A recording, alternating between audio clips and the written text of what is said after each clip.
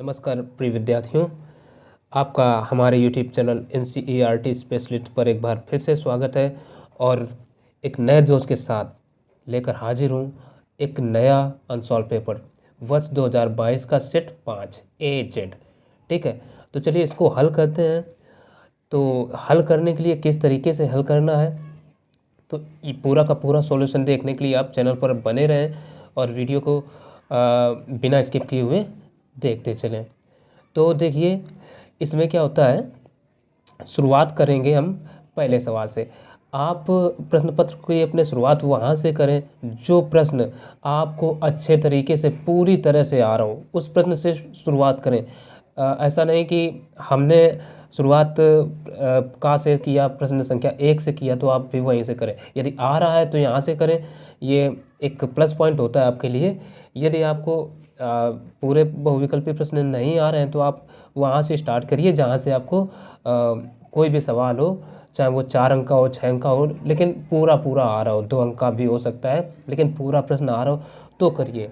ठीक है ना, अच्छे तरीके से कि उसमें गलत होने का कोई भी चांस ना रहे। यदि पहले प्रश्न पर कोई भी सवाल यदि आपसे गलत होता है तो ये समझ लीजिए कि ये एक निगेटिव इम्पैक्ट डालेगा। तो इस बात को ध्यान में रखिए। और चलिए हम शुरू करते हैं आज का प्रश्न संख्या 1 का का से। ठीक है, तो यहाँ पर एक का जो है क्या कहा है, यदि 156 का लासा 156 है तो मासा का मान है। तो हमें प्रत्येक सवाल में 4 विकल्प दिए होंगे और जो सही है उसको हमें टिक करना होगा। ठीक है ना, तो चलिए हल करते हैं भाई। अब देखो हम डायरेक्टली टिक कर सकते हैं कि 26 है, लेकिन नहीं, हल करके दिखा रहे हैं। तो हमें क्या दे रखा है, 26 और 156 है। ठीक, तो हमें 2 संख्याएं कौन सी दे रखे हैं, तो हम यही लिखेंगे 2 संख्याएं। तो एक सूत्र होता है 2 संख्याओं तो देखो ये सूत्र होता है 2 संख्याओं का गुणनफल बराबर मासा गुणे लासा। तो याद रखिए कभी भी 2 संख्याएं हों तो उनका गुणनफल बराबर होता है मासा गुणे लासा। तो अब 2 संख्याएं हमारी कौन कौन सी होंगी, 26 और 156। तो हम लिखेंगे 26 गुणा 156 बराबर मासा कितना है ज्ञात ही करना है, तो ऐसे ही लिख लो मासा गिंटू लासा कितना दे रखा है 156, तो 156। अब 1 नंबर का सवाल है, इसको ज़्यादा बड़ा करने से क्या फ़ायदा। तो सीधे 156 से 156 कट गए तो मासा बराबर क्या आ जाएगा, मासा बराबर आ जाएगा 26। और यही इस सवाल का हो जाएगा आंसर। तो चलिए अब देखते हैं प्रश्न संख्या 1 का खा। ठीक, तो 1 का खा सवाल में क्या कहा है, कह रहा है द्विघात समीकरण 2x² - 4x + 1 बराबर 0 के मूल हैं। और विकल्प में दे रखा है वास्तविक और बराबर, वास्तविक और भिन्न, वास्तविक और वास्तविक नहीं, ये कहा है। ठीक, तो इसका मतलब है कि ये जब भी मूल की बात करते हैं कि मूलों की प्रकृति कैसी है, इसका मतलब कहने का मतलब मूलों की प्रकृति कैसी होगी, तो हम इसका विविध कर ही ज्ञात करेंगे। ठीक है ना, और विविध कर ज्ञात करने के लिए हमें ABC के मान पता होने चाहिए। तो देखो यहाँ से हम A बराबर निकालेंगे। A बराबर क्या होता है, x² का गुणांक, तो A बराबर 2 और B बराबर x का पद होता है, x का गुणांक मतलब, तो ये हो जाएगा -4 और C बराबर 1। ठीक, तो यहाँ से हमें क्या ज्ञात करना है, विविध कर। तो विविध कर को कैपिटल D से प्रेजेंट किया जाता है और विविध कर बराबर होता है B² - 4AC ये। ठीक, तो रख दो मान, B का मान -4 का स्क्वायर -4 इंटू A का मान 2 इंटू C का मान 1। ठीक, तो देखो 4 चौको 16 -4 दूना 8। तो यहाँ से ये आ गया, यानी D बराबर 16 नहीं 8। जब देखो D बराबर 8 आ गया, इसका मतलब क्या हुआ, ये जो D है D जो है धनात्मक है। तो जब D का मान धनात्मक आ जाए तो ऐसे विविध कर यानी मूल कैसे होते हैं, वास्तविक। ठीक, वास्तविक होंगे। ठीक है ना, ये सदैव याद रखिए। ठीक, अब यहाँ पर वास्तविक और भिन्न यानी सेकंड वाला होगा। मूल वास्तविक और बराबर कब होते हैं, जब D का मान 0 के बराबर होता है। तब वास्तविक और बराबर होते हैं, तो यहाँ पर वास्तविक और भिन्न आएंगे। ठीक, तो ये हम कहेंगे, तो यही सीधे लिख देते हैं। और एक बात समझ लो, यहाँ पर मूल, वास्तविक और बराबर कब होते हैं? जब डी का मान 0 बराबर आ जाए, वास्तविक और भिन्न, डी का मान 0 से बड़ा हो, वास्तविक नहीं। कब होते हैं ऐसी ये स्थिति? तब आती है जब डी का मान ऋणात्मक आए, यानी 0 से छोटा हो। ठीक, और वास्तविक और ये सेम कंडीशन ही होती है, लेकिन जब वास्तविक और भिन्न विकल्प दिए हैं तो हम इस पर टिक ना करके यही वाले पर टिक करेंगे। ठीक है, तो चलिए अब अगला नंबर देखेंगे। अब देखते हैं प्रश्न संख्या 1 का गा। तो 1 का गा जो है सवाल, यहाँ पर कह रहा है बिंदुओं 1, -3 और 5, 2 के बीच की दूरी है, और ये हमें विकल्प दिए हैं। तो चलिए हल करते हैं और देखते हैं सवाल कैसे हल होगा। तो जब भी दो बिंदुओं के बीच की दूरी पहुँच दे, तो उन बिंदुओं को इस तरीके से एक रेखा खींचना है, और पहले वाले को ए के जो है उसको x1, इसको y1, इसको x2, इसको y2 कह देते हैं। ठीक, कह दिया। तो अब एक सूत्र होता है, वो हम यहाँ पर लिखते हैं। तो ये एक सूत्र होता है, दो बिंदुओं के बीच की दूरी, यानी दो बिंदु कौन, x1 y1 व x2 y2 के बीच की दूरी बराबर होता है √x2 - x1 का होल स्क्वायर -y2 - y1 का होल स्क्वायर। ये सूत्र होता है। तो इसी सूत्र में अब हम क्या करेंगे, ये मान रख देंगे। तो देखो x2 का मान कितना है, 5, तो √ ये 5 -x1 का मान क्या, 1, तो -1 का होल स्क्वायर प्लस y2, तो y2 का मान देखिए कितना है, 2, -y1 का मान कितना है, ये है y1 का मान -3।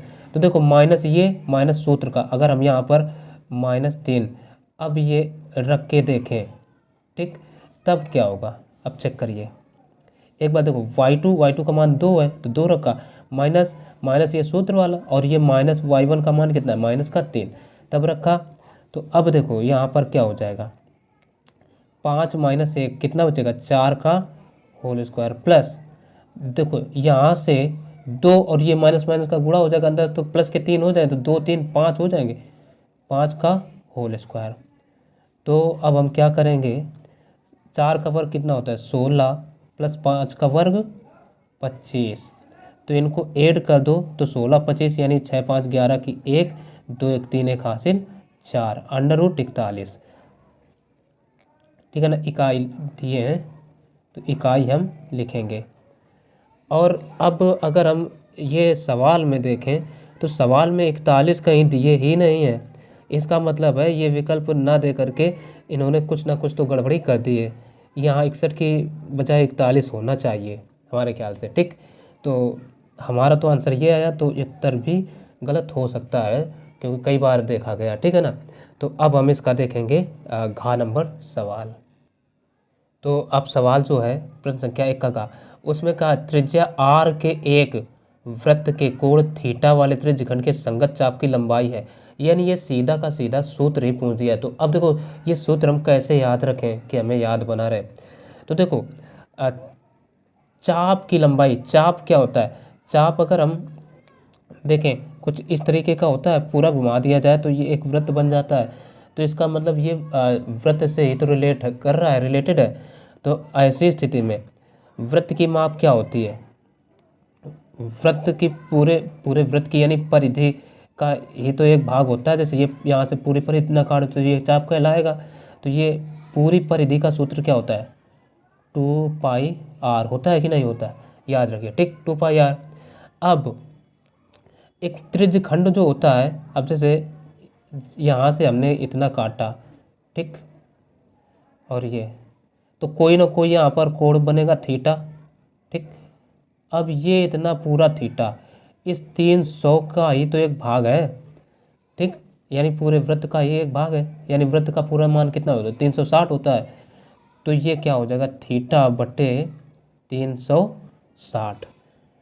ठीक, तो अब देखो ये ऑप्शन कहीं दिए हैं, जी हाँ ये हमें दे रखे हैं ऑप्शन 3 में। तो यही क्या हो जाएगा, आंसर हो जाएगा। तो याद रखिए भाई। अगला नंबर अब देखेंगे सवाल। अब देखिए प्रश्न संख्या 1 का अंगा। तो 1 का अंगा में सवाल में क्या कहा है, कह रहा दो समरूप त्रिभुजों की भुजाओं का अनुपात 9:16 है। इन त्रिभुजों के क्षेत्रफलों का अनुपात है, और ये हमें विकल्प दे दिए। तो त्रिभुजों की जो भुजाएं हैं उनका अनुपात कितना दे रखा है, 9:16। तो यानी इसकी ये भुजा हम मान लेते हैं 9 और इस वाले की ये 16। तो इनके हमें क्या ज्ञात करना है, क्षेत्रफलों का अनुपात। तो सूत्र याद रखो। तो देखो यहाँ पर हम लिखेंगे, चूंकि त्रिभुज ABC का क्षेत्रफल बटे त्रिभुज PQR का क्षेत्रफल बराबर क्या होगा। देखो त्रिभुज, जब दो त्रिभुज समरूप हों तो उनके क्षेत्रफलों का अनुपात उनके संगत भुजाओं के वर्गों के अनुपात के बराबर होता है।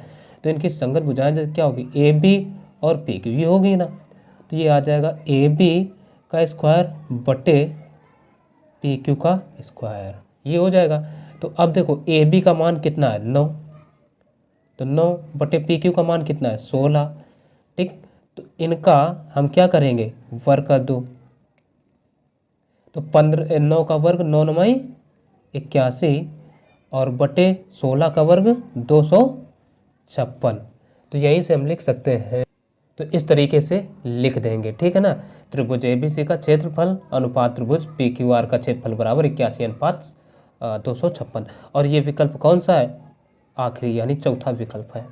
ठीक, जब हम हल करके लिख रहे हैं ना तो हमें विकल्प लिखने की कोई ज़रूरत ही नहीं, एग्जामिनर की नज़र खुद जाएगी, आंसर लिख ही दिया है। तो अब देखेंगे अंतिम नंबर इसका सवाल 4।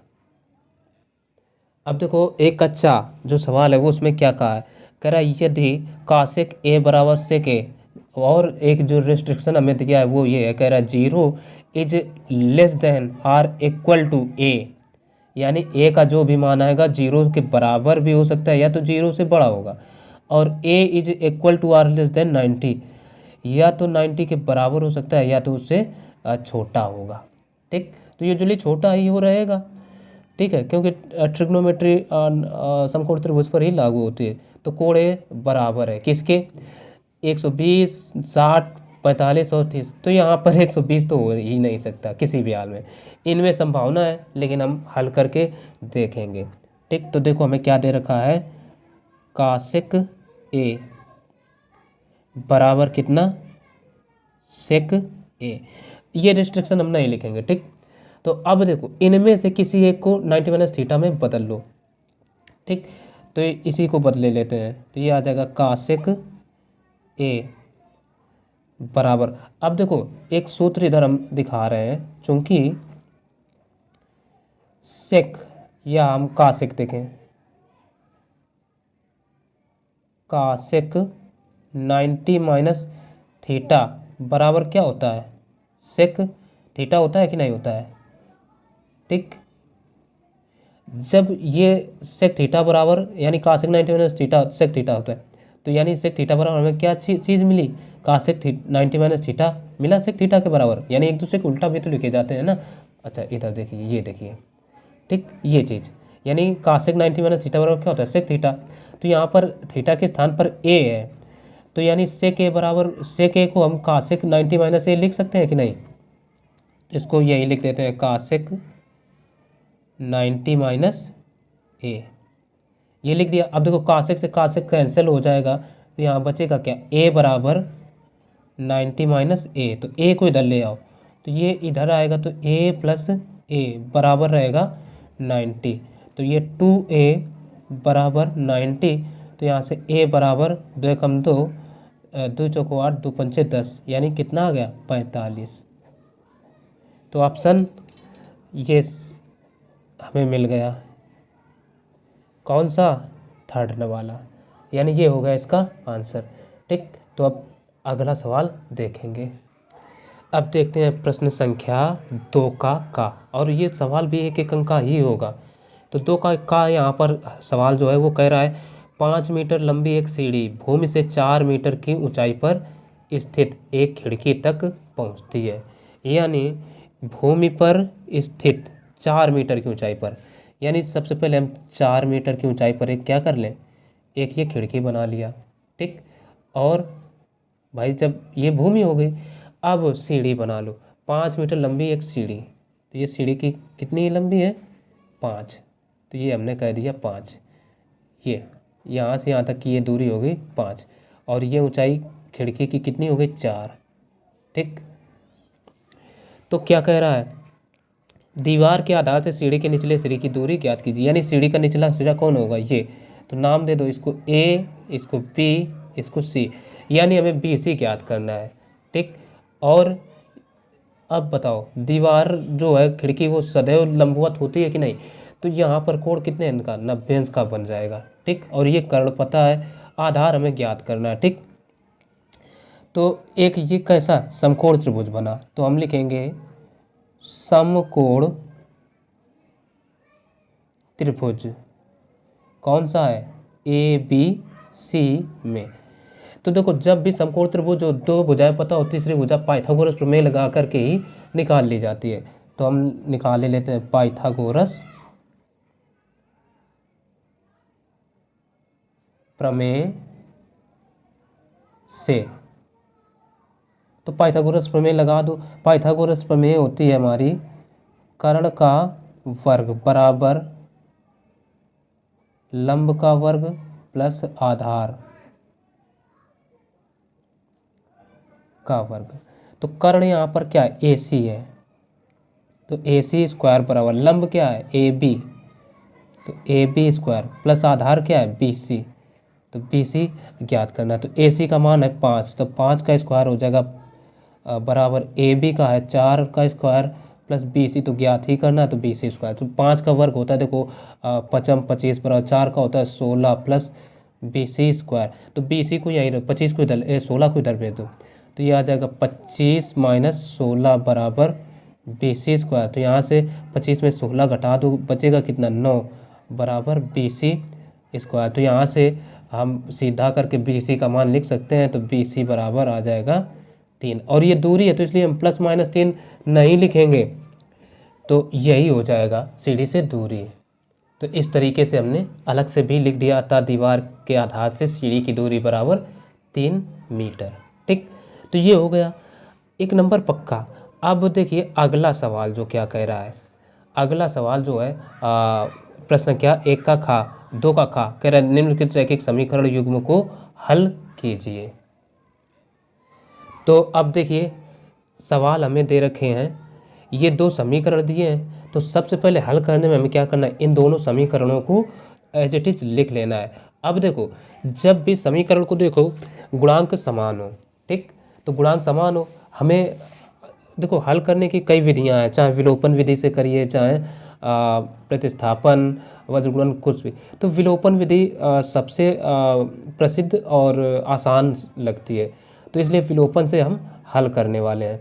तो हल करने के लिए देखो क्या करेंगे, यहाँ पर x के गुणांक समान है, y के भी समान है, और चिन्ह जब भी असमान हो तो वो सदैव जोड़ने पर ही कट जाते हैं, तो इसको हम सीधे जोड़ने पर काटे लेते हैं। तो x x कट गए, ठीक, जोड़ने पर x x के ये कट जाएंगे, और यहाँ ये y के गुणांक जो है ना वो प्लस के हैं, तो ये देखो 2 2 4, ये कितना होगा, 4y बराबर 19 1 ये 20 हो गए। तो यहाँ से y की वैल्यू क्या आ जाएगी, 20/4, 4 एकम 4, 4 पंचे 20, यानी जो y का मान आ गया वो आ गया 5। ठीक, अब ये 5 का मान क्या करो, समीकरण 1 में रख दो। तो हम लिखेंगे y का मान समीकरण 1 में रखने पर, उसी समीकरण में रखो जो छोटा हो, ठीक है ना, लेकिन इसमें तो दोनों ही लगभग सेम है, तो हम पहले में ही रख रहे हैं। तो पहला क्या दे रखा है, x प्लस 2y बराबर 19, तो x का मान तो हमें रखना नहीं, तो x प्लस 2 इंटू वाई का मान कितना है 5, तो ये रखेंगे बराबर 19। तो यहाँ से आ गया x प्लस 2 पंचे 10 बराबर 19, 10 को इधर भेज दो तो x बराबर 19 माइनस 10, तो ये जो x का मान आएगा वो आ जाएगा x बराबर 9। और यही x और y के हमें मान ज्ञात करना था, जो कि दोनों आ चुके, x बराबर 5, y बराबर 9। तो अब देखेंगे सवाल प्रश्न संख्या 2 का गा। और यहाँ पर हमने देखो गलती से खा डाल दिया है, तो ये है 2 का गा, ठीक है ना। इसी में हमने सुधार कर दिया, क्योंकि इसके पहले ये समीकरण हल वाला तो हमने बताया ही है, तो गा ये नंबर ये होगा। तो गा जो सवाल है यहाँ पर देखो क्या कह रहा है, एक लंबवृत्तीय बेलन की त्रिज्या 7 सेंटीमीटर तथा ऊर्ध्वाधर ऊंचाई 8 सेंटीमीटर है, तो बेलन का वक्रपृष्ठ ज्ञात कीजिए। तो बेलन का हमें वक्रपृष्ठ ज्ञात करना है। तो देखो 1 नंबर का सवाल है, तो बस सिंपल सा चित्र बनाओ जल्दी से, ठीक। इस तरीके से हमने चित्र बनाया, और आधार की त्रिज्या कितनी दे रखे हैं, 7, कहा है आधार त्रिज्या 7, तो ये यहाँ से यहाँ तक की दूरी ये हो गई 7, और ऊर्ध्वाधर ऊंचाई कितनी है, ये है 8, ये 8 मान लिया, ठीक, यहाँ से यहाँ तक, ठीक। तो बस वक्रपृष्ठ दे रखा है, वक्रपृष्ठ मतलब पूछा, तो बेलन का वक्रपृष्ठ का सूत्र लगा दो। तो देखो बेलन का वक्रपृष्ठ बराबर सूत्र क्या होता है, 2πr/h ये होता है। तो 2 इंटू पाई का मान रख दो, पाई/7। जब कहे कि पाई का मान 3 मतलब 1/4 रखिए, तो नहीं तो 7 ही रखो, और ये तो 7 के पहाड़े में आ रहा है ना, तो 7 कटेगा इंटू आर का मान 7 है, तो 7 इंटू h है 8, तो 8 रख दिया। तो पाई से पाई, तो ये ऊर्ध्वाधर ऊंचाई ये होती है ऊंचाई, ठीक। बेलन को हमेशा इस तरीके से खड़ा किया जाता है। अब जैसे ये पेन है ना, पेन तो ये नहीं, लेकिन अगर इसके ये कोने सपाट कर दिए जाए तो बेलनाकार ही कहलाएगा, ठीक। तो अब देखो ये 5×2 = 44, ठीक है ना, या 8×16, तो 22 इंटू 16 कर लो, तो गुणा करा लो, 16×2 = 32 ठीक, 8×16 किया, और 16×2 = फिर 16×2 = 3 35, 352, और ये क्या था दूरी सेंटीमीटर, तो ये हो जाएगा सेंटीमीटर स्क्वायर। और ये आयतन है एक प्रकार, नहीं क्षेत्रफल एक प्रकार का, और क्षेत्रफल की इकाई जो है ना सदैव सेंटीमीटर स्क्वायर होती है, यानी स्क्वायर इकाई होती है कुल मिला करके, ठीक। तो यही इसका आंसर हो जाएगा। तो अब अगला नंबर सवाल, तो अगला जो सवाल है घा नंबर, उसमें कहा cos 46 माइनस sin 44 का मान ज्ञात कीजिए।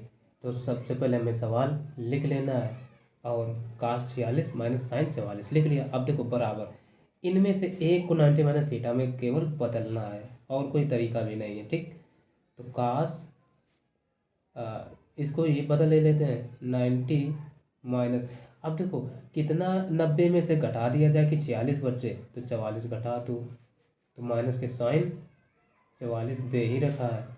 तो cos 90 माइनस थीटा क्या होता है, साइन थीटा, तो साइन थीटा के स्थान पर यहाँ क्या है 44, तो साइन 44 माइनस साइन 44 ऑलरेडी लिखा है, तो साइन 44 से साइन 44 कट गया, तो ये कितना आ गया 0, और यही 0 जो है ना आंसर हो जाएगा। तो ऐसा कभी भी सवाल हो तो 90 माइनस थीटा में बदलने का प्रयास जरूर करें। अब देखो जो अगला सवाल है वो यहाँ पर क्या कह रहा है, प्रश्न संख्या 3 का का, तो यहीं पर हमने डाल दिया प्रश्न संख्या 3 का, ठीक। कह रहा है बिंदु -P, 4, यानी P के जो निर्देशांक है -4, 6 दे रखे हैं। कह रहा है बिंदुएं, यहाँ पर बिंदु होना चाहिए, बिंदु -6, 10 और B 3, -8 को मिलाने वाले रेखाखंड को किस अनुपात में विभाजित करता है। तो एक हमें ये रेखाखंड पता है, ठीक। इसको नाम दे देते हैं ए हो गया, और ये होगा बी। तो ए के निर्देशांक क्या दे रखे हैं -6, 10, और बी के निर्देशांक क्या दे रखे हैं 3, -8, ठीक। इनको इस रेखाखंड को कोई एक बिंदु है पी, ये है बिंदु पी, पी के निर्देशांक कितने दे रखे हैं, इधर देखिए -4, कामा 6 ये दे रखा है। तो कह रहा है मिलाने वाले रेखाखंड को किस अनुपात में विभाजित करता है। तो अनुपात हमसे पूछ दिया है, तो जब भी पूछे किस अनुपात में विभाजित करें तो मान लो m, इसको एक को n, ठीक ठीक है ना। तो एक बस सूत्र अब याद रखिए, वो सूत्र हम आपको बता रहे हैं। तो ये सूत्र एक होता है, यानी m, यानी देखो क्या दिए गए रेखाखंड को m अनुपात n के अनुपात में विभाजित करने वाले बिंदु p के निर्देशांक जो भी दिए होंगे उनको हम x, y कह लेते हैं के निर्देशांक m x2 plus n y x1 upon m plus n comma m y2 plus n y1 upon m plus n ये होते हैं, ठीक। तो अब जैसे ये बिंदु P है, इसके निर्देशांक हमें -4, 6 यानी x का मान 4 हुआ माइनस का और y का 6 हुआ। ये जो है किस अनुपात में, m और n अनुपात में विभाजित कर रहे हैं, तो इसके लिए ये सूत्र होता है। तो इसी सूत्र में क्या करेंगे, मान रख देंगे। तो इसलिए ये क्या आ जाएगा, -4 कामा 6 बराबर क्या हो जाएगा, m है m x2। तो देखो पहले इसको हम x1, इसको y1, इसको x2, इसको y2 मान लेंगे। तो देखो m क्या दे रखा है, x2, तो x2 का मान क्या रखेंगे 3, ठीक। फिर प्लस है, प्लस लगाओ, फिर n तो एज इट इज है, माना ही है n, x1 का मान कितना है माइनस का 6 अपान m प्लस n, ठीक कामा। अब देखो y1 का भी चलो मान रख लो, कोई दिक्कत नहीं है, m y2 का मान हल करके हम दिखा रहे हैं ना, तो इसलिए हम रखे देते हैं y2 प्लस n y1 का मान कितना है 10 अपान m प्लस n, ठीक। अब देखो चाहे हम ये वाला मान जो है इसको अगर बराबर करें तो 6 के बराबर कराएंगे, और अगर ये पहले वाला x2 x1 वाला कराएं तो वो -4 के बराबर होगा। ये चीज़ कंडीशन ऐसे ही याद रखिए। तो हम क्या कहते हैं, -4 को इसके बराबर ही करा ले रहे, बाकी आना तो वही दोनों से ही है, ठीक। तो हम -4 बराबर देखो 3 का m में गुणा तो 3m माइनस ये 6n अपान m प्लस का n, इसको छोड़ दिया, केवल हमें अनुपात ज्ञात करना है। एक नंबर का सवाल है, कौन ज़्यादा खींचे, ठीक। तो इसका इधर गुणा करा लो, तो ये आ जाएगा -4m और -4n बराबर 3m माइनस का 6n। तो m वाले पद इधर ले आओ, तो ये आ जाएगा, इधर आएगा ना, जो ये क्या है 3, ये इधर 3m 3 प्लस का ये है ना, हाँ चलो कोई बात नहीं, तो इधर आ जाएगा। तो ये हो जाएगा माइनस का, भाई माइनस का 4m है तो माइनस का 4m और 3 भी आ जाएगा तो माइनस का 3n इज इक्वल टू, ये कितना है माइनस का 6 है तो लिखेंगे माइनस का 6n और ये इधर आएगा तो ये हो जाएगा प्लस का 4n। तो देखो 4 3 7, ये माइनस का 7m इज इक्वल टू कितना हो जाएगा माइनस का 2n। तो ये माइनस माइनस कट गए, तो n को इसके बटे ले आओ, 7 को इसके बटे भेज दो, ठीक। तो ये आ जाएगा m अपान n बराबर 2/7, ठीक। तो यहीं से हम दैट इम्प्लाइज कह सकते हैं m अनुपात n बराबर 2/7, और यही जो अनुपात है ना वो क्या हो जाएगा, इस सवाल का आंसर हो जाएगा, ठीक। तो चलिए देखते हैं अब अगला सवाल। तो अब देखो प्रश्न संख्या 3 का खा, इसमें क्या करना है, बारंबारता बंटन का बहुलक ज्ञात कीजिए। वैसे इस प्रकार के सवाल कम से कम 2 नंबर या 4 नंबर के आते हैं, लेकिन यहाँ 1 नंबर में दे दिया गया है, ठीक है। लेकिन तो फिर भी आपको हल करना होगा। तो चलिए हल करते हैं हम। यहाँ पर ये जो दिए हैं वर्ग अंतराल और एक में बारंबारता, तो वर्ग अंतराल को हम कुछ इस तरीके से लिखे हैं, बारंबारता इधर, ठीक। पहला वर्ग अंतराल हमारा कितना है 10 से 25, ठीक। फिर ये है 25 से 40, फिर ये है 40 से 55, फिर ये 55 से 70, फिर है 70 से 85, 70 से 85 और फिर ये 85 से 100, ठीक। अब पहले की बारंबारता है 2, इसकी है 3, इसकी है 7, इसकी है 9, इसकी है 5 और इसकी है 4। ये बारंबारताएं लिख लिया। अब देखो जब भी बहुलक ज्ञात करना हो तो हम देखते हैं कि सबसे अधिक बारंबारता किसकी है। सबसे अधिक बारंबारता जिसकी होगी वही क्या होगा, बहुलक वर्ग होगा। तो यहाँ पर अगर हम देखें 55 से 70 की, जो 55 से 70 उसी की सबसे अधिक बारंबारता 9 है ना, तो उसी को हम घेर लेंगे ऐसे और बता देंगे यही बहुलक वर्ग है। तो बहुलक वर्ग बराबर क्या हो जाएगा, 55 से 70। ठीक। तो यही जो बहुलक वर्ग है तो उसी के सामने वाले को जो बारंबारता होगा उसको f मान लेंगे। ठीक। उसके ऊपर जो होगा f1 और नीचे वाले को f2। कहीं कहीं f0, f1, f2 इस तरीके से मानते हैं। तो आप कुछ भी मानो, बस ऐसे ध्यान रखो कि अब बीच वाली में एक्चुअल बारंबारता उसके ऊपर कि उसी के अनुसार आपको फिर सूत्र में भी लिखना होगा। ठीक। तो ये ध्यान रखो। तो ये चीज़ हो गई। यहीं पर 1 नंबर का सवाल है वाह कामा h बराबर हम यहाँ से क्या लिख सकते हैं, h होता है इन सब के बीच का अंतर। तो कितने कितने का अंतर है, 15 का अंतर है। तो h बराबर 15 हुआ, कामा l बराबर क्या आ जाएगा, यहाँ से l बराबर बहुलक वर्ग की निम्न सीमा होती है तो वो हो जाएगा 55। हमने लिख लिया। तो अब सूत्र लगा दो, बहुलक बराबर सूत्र होगा l प्लस, ठीक है ना, ये l प्लस। अब देखो सदैव ध्यान रखो ये जो सूत्र होता है f माइनस f1 होता है। ठीक। तो ये सूत्र होता है। तो बस सूत्र में हमने क्या किया, अब मान रख देते हैं। तो देखो l का मान कितना आया, 55 प्लस f का मान कितना है 9 माइनस f1 का मान कितना है 7 बटे 2f यानी 2f का मान कितना है 9 माइनस f1 का मान है 7 माइनस f2 का मान है 5 इंटू h का मान है 15। एज इट इज लिख लेंगे। तो ये आ जाएगा 55 प्लस 9 में 2 7 गए बचे 2 बटे 9 दूना 18, 18 में 7 5 12 घटा दो तो बचेंगे 6 इंटू उधर 15। तो इसको क्या करो 3 से काट लो, 3 दूना 6 53 15। ठीक। और 2 एकम 2 ये कटे तो ये कितना आ जाएगा 55 प्लस, देखो यहाँ सब कट गए, ये केवल बचा कितना 5, 5 एकम 5 तो हम लिख देंगे 5। तो 55 5 60, यही जो 60 है ना ये हो जाएगा इसका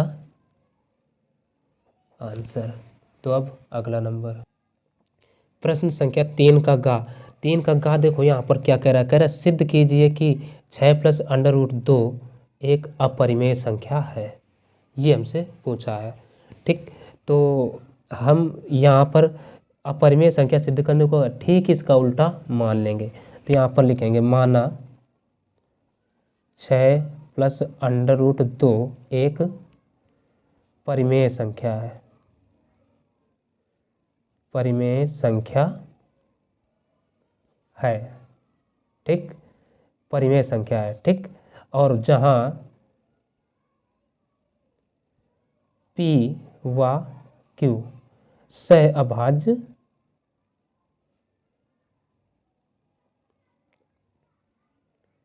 पूर्णांक है,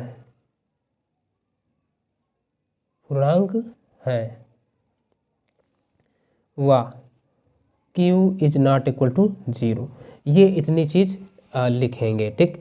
अब लिखने के बाद क्या होगा, हमें पता है जब हमने क्या माना है परिमेय संख्या, जब परिमेय माना है तो इसके बटे हम P अपान Q लिख सकते हैं। इसलिए 6 प्लस अंडर रूट 2 बराबर P बटे Q लिखा जा सकता है।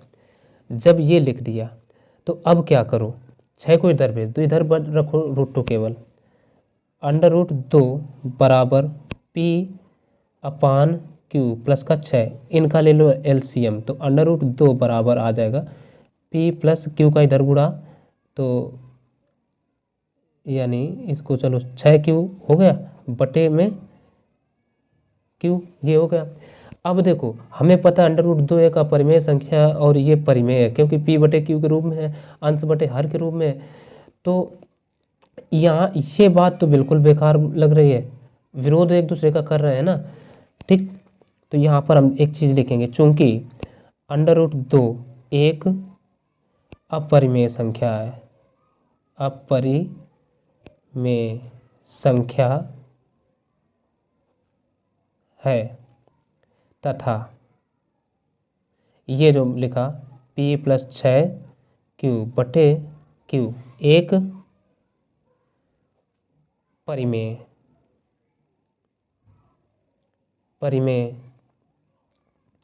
ठीक, जो कि अब यहाँ पर देखो एक दूसरे के बराबर में आ गए, बराबर है, ठीक है ना, तो हम कह सकते हैं जो कि विरोधाभास है।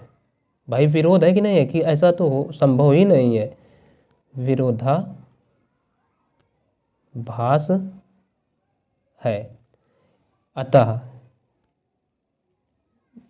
हम कह सकते हैं 6 प्लस √2 6 प्लस √2 एक अपरिमेय संख्या है, अपरिमेय संख्या है, ठीक। तो ये अपरिमेय संख्या हो गई और यही हमें प्रूव करना था। तो चलिए अब अगला नंबर सवाल देखेंगे।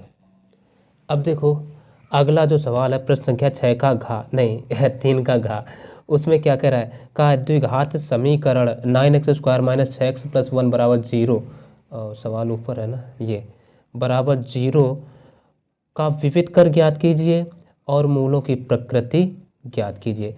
तो ये हमसे पूछा है, ठीक। तो जब भी मूलों की प्रकृति ज्ञात करना हो, ठीक है ना, तो हम ABC का मान जरूर ज्ञात करें, निकालेंगे।